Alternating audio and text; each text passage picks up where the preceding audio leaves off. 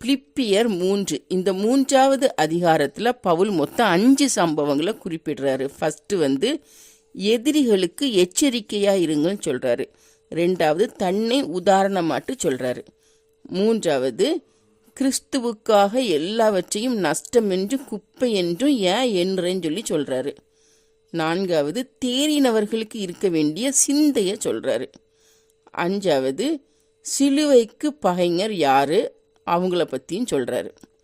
இப்போ ஃபஸ்ட்டு எதிரிகளுக்கு எச்சரிக்கையாக இருங்கன்னு சொல்கிறார். யாருக்கலான்னா நாய்களுக்கு எச்சரிக்கையாக இருங்கள், பொல்லாத வேலையாட்களுக்கு எச்சரிக்கையாக இருங்கள், சுண்ணத்துக்காரருக்கு எச்சரிக்கையாக இருங்கள். ஏனெனில் மாம்சத்தின் மேல் நம்பிக்கையாக இராமல் ஆவியினாலே தேவனுக்கு ஆராதனை செய்து கிறிஸ்து இயேசுவுக்குள் மேன்மை பாராட்டுகிற நாமே விருத்த சேதனம் உள்ளவர்கள் அப்படின்னு சொல்லி சொல்கிறாரு. 2வது தன்னை உதாரணமாட்டு சொல்கிறாரு. மாம்சத்தின் மேல் நம்பிக்கை வைக்க வேண்டுமானால் நானும் வைக்கலாம். நான் 8ஆம் நாளில் விருத்த சேதனம் அடைந்தவன், இஸ்ரவேல் வம்சத்தான், பென்யமீன் கோத்திரத்தான், எபிரேயரில் பிறந்த எபிரேயன், நியாயப்பிரமாணத்தின்படி பரிசேயன், பக்தி வைராக்கியத்தின்படி சபையை துன்பப்படுத்தினவன், நியாயப்பிரமாணத்திற்குரிய நீதியின்படி குற்றஞ்சாட்டப்படாதவன் ஆகிலும் எனக்கு லாபமாயிருந்த எவைகளோ அவைகளை கிறிஸ்துவுக்காக நஷ்டமென்று எண்ணினேன். கிறிஸ்து இயேசுவை அறிகிற அறிவின் மேன்மைக்காக எல்லாவற்றையும் நஷ்டமென்று எண்ணிக்கொண்டிருக்கிறேன்னு சொல்லி சொல்கிறாரு. 3வது எல்லாவற்றையும் நஷ்டமென்று குப்பை என்றும் ஏன் எண்ணுகிறேன்னு சொல்லி சொல்கிறாரு.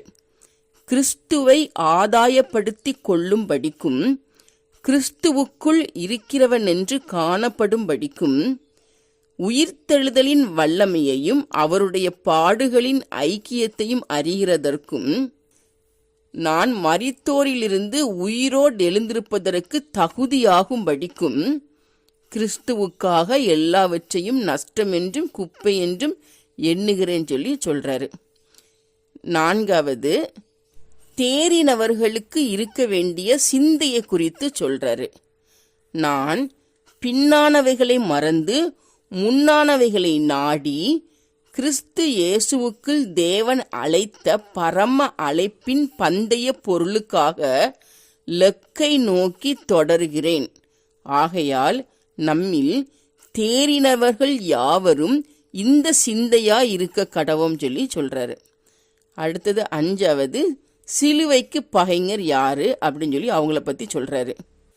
நாங்கள் உங்களுக்கு வழி காட்டுகிறபடி நடக்கிறவர்களை மாதிரியாக நோக்குங்கள். ஏன்னா அநேகர் வேறு விதமாக நடக்கிறாங்க, அவர்கள் கிறிஸ்துவின் சிலுவைக்கு பகைஞர் சொல்லி சொல்றாரு. வேறு விதமாக நடக்கிறவர்கள் கிறிஸ்துவுக்கு பகைஞர். அவர்களுடைய முடிவு அழிவு, அவர்களுடைய தேவன் வயிறு, அவர்களுடைய மகிமை அவர்களுடைய இலச்சையே. அவர்கள் பூமிக்கு அடுத்தவைகளை சிந்திக்கிறார்கள். ஆனால் நம்முடைய குடியிருப்போ பரலோகத்தில் இருக்கிறது. அங்கே இருந்து கர்த்தராகிய இயேசு கிறிஸ்து என்னும் இரட்சகர் வர எதிர்பார்த்து கொண்டிருக்கிறோம்.